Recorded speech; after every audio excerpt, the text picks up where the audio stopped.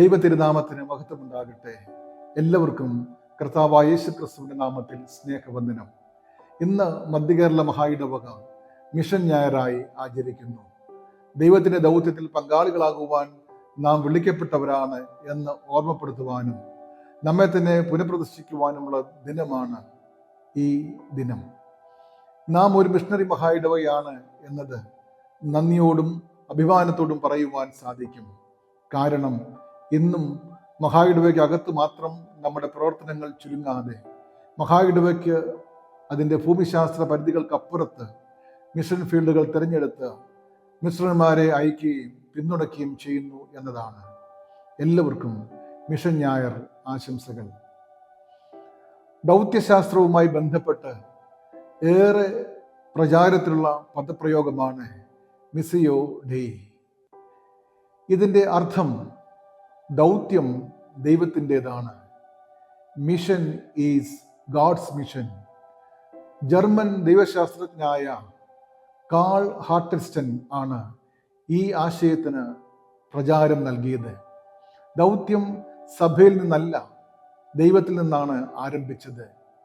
ആദ്യം മുതൽ തന്നെ ദൈവത്തിൻ്റെ പദ്ധതിയാണ് ദൗത്യം എന്നും അതിൻ്റെ ചാലകങ്ങളായി ദൈവം മനുഷ്യരെ കാലാകാലങ്ങളിൽ തിരഞ്ഞെടുത്ത് ഉപയോഗിച്ചുവെന്നും തൻ്റെ സ്വന്തം പുത്രനെ ലോകത്തിലേക്ക് അയക്കുകയും പിതാവും പുത്രനും പരിശുദ്ധാത്മാവിനെ ലോകത്തിലേക്ക് അയച്ച് സഭയെ, ശിഷ്യ സമൂഹത്തെ ദൗത്യവാഹകരായി മനുഷ്യ ജീവിതത്തിൻ്റെ സമസ്ത മേഖലകളിലേക്കും അയച്ചുകൊണ്ടിരിക്കുന്നു എന്നാണ് ഈ ആശയം സമർത്ഥിക്കുന്നത്. അങ്ങനെയെങ്കിൽ ദൗത്യത്തിൻ്റെ ഉടമസ്ഥർ സഭയോ സംഘടനകളോ അല്ല. ദൈവമാണ് സഭയെ, വിശ്വാസ സമൂഹത്തെ, സംഘടനകളെ തൻ്റെ ദൗത്യത്തിൽ പങ്കാളികളാക്കുവാൻ വിളിക്കുന്നതും നിയോഗിക്കുന്നതും.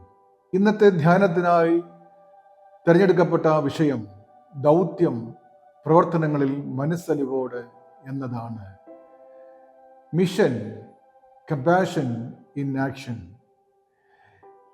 ഈ ചിന്താവിഷയം ഓർമ്മപ്പെടുത്തുന്നത് നമ്മുടെ ദൗത്യം വാക്കുകളിലും പ്രസംഗങ്ങളിലും സ്ഥാപനവൽക്കരണങ്ങളിലും മാത്രം ഒതുങ്ങുന്ന ഒന്നല്ല എന്ന സത്യമാണ്. ദൈവസ്നേഹത്തിൻ്റെയും കരുണയുടെയും ചാലകങ്ങളായി അത് അർഹിക്കുന്ന ജീവിതങ്ങളെ സ്പർശിക്കുകയും രൂപാന്തരപ്പെടുത്തുകയും ചെയ്യുമ്പോഴാണ് ദൗത്യം യഥാർത്ഥമാകുന്നത്. ദൗത്യത്തെ പറ്റിയുള്ള ഒരു നിർവചനം ഇപ്രകാരമാണ്: ലിവ് ഔട്ട് ഗോഡ്സ് ലവ്. ദൈവസ്നേഹം പ്രാവർത്തികമാക്കുക എന്നതാണ്. ഇന്നത്തെ വേദഭാഗങ്ങളെ ആസ്പദമാക്കി 3 ചിന്തകൾ പങ്കിടുവാൻ ആഗ്രഹിക്കുന്നു. 1. Mission, continuation and expansion of worship. ആരാധനയുടെ തുടർച്ചയും വിപുലീകരണവുമാണ് ദൗത്യം. യെശയ്യാപ്രവചനം 58 അധ്യായം 6 മുതൽ 10 വരെയുള്ള വാക്യങ്ങൾ അത് നമ്മെ പഠിപ്പിക്കുന്നു. ആരാധന എന്നത് കേവലം പ്രകടനമാണ് എന്ന് വിചാരിച്ച ഒരു സമൂഹത്തോടുള്ള പ്രവാചക സന്ദേശമാണ്. ആരാധന അൾത്താര കൊണ്ട് അവസാനിക്കുന്നതല്ല. അത് ആരാധനാലയത്തിന്, ചർച്ചിന് പുറത്തേക്ക് നീളണം. ഇസ്രായേൽ മക്കളുടെ ആരാധന അവരുടെ മതാനുഷ്ഠാനങ്ങളുടെ ബാഹുല്യം മാത്രമായിരുന്നു. അവർ ദൈവത്തോട് ചോദിക്കുന്നു, ഞങ്ങൾ നോമ്പ് നോക്കുന്നത് നീ നോക്കാതിരിക്കുന്നത് എന്തേ? ഞങ്ങൾ ആത്മതപനം ചെയ്യുന്നത് നീ അറിയാതിരിക്കുന്നത് എന്ത്? 58 അധ്യായം 3 വാക്യം. ദൈവത്തിന്റെ മറുപടി അല്പം തീവ്രമായിരുന്നു. നിങ്ങളുടെ ആരാധന ദേവാലയത്തിന് പുറത്തേക്ക് തുടരുന്നില്ല. നിങ്ങൾ സ്വാർത്ഥരായി സ്വന്തം കാര്യങ്ങളിൽ നോക്കുന്നു. പള്ളിയിൽ കുനിഞ്ഞു നിൽക്കുന്ന നിങ്ങൾ നിങ്ങളുടെ ജോലിക്കാരെ കുനിച്ച് നിർത്തുന്നു. അവരെ നിവരുവാൻ അനുവദിക്കുന്നില്ല. മാത്രമല്ല, വിവാദത്തിനും കലഹത്തിനും പരിശ്രമിക്കുകയും ചെയ്യുന്നു. അതുകൊണ്ട് നിങ്ങളുടെ മതാനുഷ്ഠാനങ്ങളെ ആരാധനയെന്ന് വിളിക്കാനാവില്ല.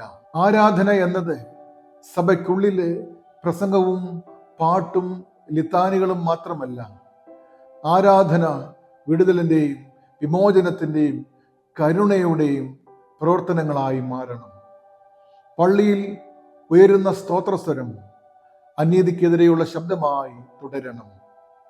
പള്ളിയിൽ ഉയർത്തിയ കരങ്ങൾ ബന്ധനസ്ഥമായ കരങ്ങളുടെ വിമോചനത്തിലേക്ക് നീളണം.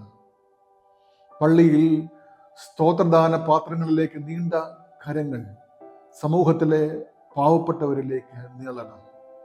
അൾത്താരിൽ നിന്ന് സ്വീകരിച്ച ആത്മീയ ഭോജനം വിശക്കുന്നവന് ഭോജനം നൽകുന്നതിലേക്ക് പരിണമിക്കണം. അങ്ങനെ ദൈവത്തിൻ്റെ ദൗത്യത്തിൽ പങ്കാളികളായിത്തീരുന്ന ആരാധനയാണ് ദൈവം സ്വീകരിക്കുന്നത്. നമ്മുടെ ആരാധന ദൗത്യോന്മുഖമാകണം. ദൗത്യം ആരാധനയുടെ തുടർച്ചയും വിപുലീകരണവുമാണ്. 2. Mission holistic and compassion driven. ദൗത്യം സമഗ്രവും മനസ്സലിവ് അതിൻ്റെ പ്രേരക ശക്തിയും.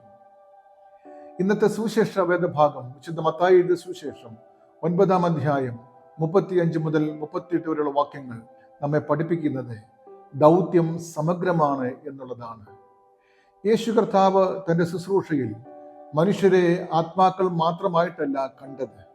ആത്മാവ്, മനസ്സ്, ശരീരം, സമൂഹ ജീവിതം എന്ന സമഗ്രമായ നിലയിലാണ്. 35-ാം വാക്യം, യേശു പട്ടണം തോറും ഗ്രാമം തോറും സഞ്ചരിച്ച് അവരുടെ പള്ളികളിൽ ഉപദേശിച്ച് രാജ്യത്തിന് സുവിശേഷം പ്രസംഗിക്കുകയും സകലവിധ ദീനവും വ്യാധിയും സൗഖ്യമാക്കുകയും ചെയ്തു. 3 കാര്യങ്ങൾ യേശു ചെയ്തത് ദൗത്യം സമഗ്രമാണെന്ന് പഠിപ്പിക്കുന്നു. 1. അവൻ ഉപദേശിച്ചു. ഉപദേശം മനസ്സിന്റെ പരിവർത്തനത്തിന് കാരണമാകുന്നു. അജ്ഞാനം മനുഷ്യരെ ബന്ധനസ്ഥരാക്കുമ്പോൾ ജ്ഞാനം അല്ലെങ്കിൽ സത്യം മനുഷ്യരെ സ്വതന്ത്രരാക്കും. 2. യേശു ചെയ്തത് ദൈവരാജ്യത്തിന്റെ സുവിശേഷം പ്രസംഗിച്ചു. ഇത് മനുഷ്യ ആത്മാക്കളുടെ നവീകരണത്തിന് സഹായകരമാണ്. മനുഷ്യരുടെ പാപമോചനത്തിൻ്റെയും നീതിയുടെയും പ്രത്യാശയുടെയും സന്ദേശം നൽകുക വഴി മനുഷ്യരെ പുതുജീവനിലേക്ക് ക്രിസ്തു വിളിച്ച് ആക്കുന്നു. 3. യേശു കർത്താവ് ചെയ്തത് മനുഷ്യരെ സൗഖ്യമാക്കുകയാണ്. സൗഖ്യം എന്നത് മനുഷ്യരുടെ മാനവും ശരീരവും പുനഃസ്ഥാപിക്കലാണ്. യേശു കർത്താവ് നടത്തിയ സൗഖ്യദായക സംഭവങ്ങളിലെല്ലാം ഈ ഒരു കാര്യം ദർശിക്കാനാകും. നമ്മുടെ മിഷണറിമാരുടെ പ്രവർത്തനങ്ങളിൽ ഈ സമഗ്ര ദർശനം ഉണ്ടായിരുന്നു. അജ്ഞാനം ബന്ദികളാക്കിയവർക്ക് ജ്ഞാനം അല്ലെങ്കിൽ വിദ്യാഭ്യാസം നൽകി. സത്യവചനം പ്രസംഗിച്ച് മനുഷ്യാത്മാക്കളെ നേടി അവരെ പുതുജീവനിലേക്ക് നയിച്ചു. അതോടൊപ്പം മനുഷ്യരുടെ ശാരീരിക സൗഖ്യത്തിന് പ്രാധാന്യം നൽകി അവരെ ജീവിതത്തിലേക്ക് മടക്കി വരുത്തുന്നതിന് ആതുര ശുശ്രൂഷകൾ നൽകി. ദൗത്യത്തിൻ്റെ പ്രേരക ശക്തി മനസ്സലിവ് ആണ് എന്ന് 36-ാം വാക്യം പഠിപ്പിക്കുന്നു. യേശു പുരുഷാരത്തെ ഇടയനില്ലാത്ത ആടുകളെ പോലെ കുഴഞ്ഞവരും ചിന്നിയവരുമായി കണ്ടിട്ട് അവരെക്കുറിച്ച് മനസ്സലിഞ്ഞു. മനസ്സലിവ്, കമ്പാഷൻ എന്നത് ദയാഭാവമല്ല, അത് ഉള്ളിൽ നിന്നുണ്ടാകുന്ന വേദനയാണ്. ഇടയനില്ലാത്ത ആടുകൾ എന്നത് മാർഗനിർദ്ദേശം, സംരക്ഷണം, കരുതൽ ലഭിക്കാത്ത സമൂഹങ്ങളാണ്. അത് വഴി കാണിക്കുവാൻ ആരുമില്ലാതെ വഴിതെറ്റിയവരാണ്. ചേർത്ത് പിടിക്കുവാൻ ആരുമില്ലാതെ തകർച്ചയിലേക്ക് നീങ്ങുന്ന കുടുംബങ്ങളാണ്. ഭൗതിക ആത്മീയ കരുതൽ ലഭിക്കാതെ പോകുന്ന ജനങ്ങളാണ്. ഇപ്രകാരമുള്ള ജനങ്ങളുടെ സമഗ്ര ഉന്നമനത്തിനായി ഇടയന്മാർ ആവശ്യമാണ് എന്ന വിളി നൽകിക്കൊണ്ടാണ് യേശു തൻ്റെ വാക്കുകൾ ഉപസംഹരിക്കുന്നത്. 3. Mission love in action. ദൗത്യം സ്നേഹത്തിൻ്റെ പ്രായോഗികത. വിശുദ്ധ യോഹന്നാൻ എഴുതിയ 1-ാം ലേഖനം 3-ാം അധ്യായം 16 മുതൽ 18 വരെയുള്ള വാക്യങ്ങൾ നമ്മെ പഠിപ്പിക്കുന്നത് അതാണ്. ദൗത്യം അല്ലെങ്കിൽ മിഷൻ എന്ന് നാം കേൾക്കുമ്പോൾ ദൂരെ എവിടെയെങ്കിലുമുള്ള മിഷൻ സ്റ്റേഷൻ, മിഷണറിമാരെ സന്ധിക്കൽ, മിഷൻ സംഘടന എന്നീ ചിന്തകളാണ് നമ്മുടെ മനസ്സിൽ ആദ്യം എത്തുക. എന്നാൽ യോഹന്നാൻ അപ്പോസ്തലൻ പഠിപ്പിക്കുന്നത് ദൗത്യം എന്നത് നമ്മിലുണ്ടാകേണ്ട ജീവിത ശൈലിയാണ്. ഇവിടെ യോഹന്നാൻ സ്നേഹത്തെ നിർവചിക്കുന്നത് സ്നേഹം ഒരു വികാരമായിട്ടല്ല, മറിച്ച് ത്യാഗത്തിലൂടെയുള്ള ഉത്തരവാദിത്വം എന്നാണ്. അതുകൊണ്ട് ദൗത്യം എന്നത് ലവ് ഇൻ ആക്ഷൻ, സ്നേഹം പ്രാവർത്തികമാക്കുന്നതാണ്. ഈ നിർവചനത്തിന്റെ അടിസ്ഥാനം യേശു കർത്താവിന്റെ ക്രൂശാണ്. യേശു കർത്താവിന്റെ സ്നേഹം സ്ഥല, കാല, മത, രാഷ്ട്രീയ, സാമൂഹിക, സാംസ്കാരിക പരിധികളെയും പരിമിതികളെയും അതിലംഘിക്കുന്നതായിരുന്നു. ഈ അതിലംഘനം ത്യാഗത്തിൻ്റെതായിരുന്നു. അത് മനുഷ്യ ആവശ്യങ്ങളോടുള്ള പ്രതികരണമായിരുന്നു. യേശു കർത്താവിന്റെ ദൗത്യം ലവ് ഇൻ ആക്ഷൻ, സ്നേഹത്തിൻ്റെ പ്രായോഗികത ആയിരുന്നു. അതുകൊണ്ട് തൻ്റെ ദൗത്യത്തിൽ പങ്കാളികളാകുന്നവരും സ്നേഹം പ്രായോഗികവും ദൃശ്യവുമാക്കുന്നവരാകണം എന്ന് യേശു കർത്താവ് ആഗ്രഹിക്കുന്നത്. ദൈവത്തിൻ്റെ ദൗത്യത്തിൽ പങ്കാളികളാകുവാൻ വിളിക്കപ്പെട്ടവരാണ് നാം. നമ്മുടെ മഹായിടവക ഒരു മിഷണറി മഹായിടവകയാണ്. മഹായിടവകയിലെ ഓരോ അംഗങ്ങൾക്കും ഈ വിളി ലഭിച്ചിട്ടുണ്ട്. അതുകൊണ്ട് മഹായിടവയ്ക്കകത്തും പുറത്തുമുള്ള നിരവധി മിഷൻ ഫീൽഡുകളിൽ നടത്തപ്പെടുന്ന മിഷൻ പ്രവർത്തനങ്ങളിൽ നാം പങ്കാളികളാണ്. നമ്മുടെ ആരാധനകൾ പള്ളിക്കകത്ത് മാത്രം പര്യവസാനിക്കാതെ അത് നമ്മുടെ മിഷൻ ഫീൽഡുകളിലേക്കും വ്യാപിപ്പിക്കണം. പ്രാർത്ഥനയുടെ, ഭൗതിക പിന്തുണയുടെ, കരുതലിൻ്റെ, സേവനത്തിൻ്റെ തലത്തിലേക്ക് നമ്മുടെ ആരാധനകളെ വിപുലീകരിക്കുമ്പോഴാണ് നമ്മുടെ ആരാധന യഥാർത്ഥ സത്യ ആരാധനയായി തീരുന്നത്.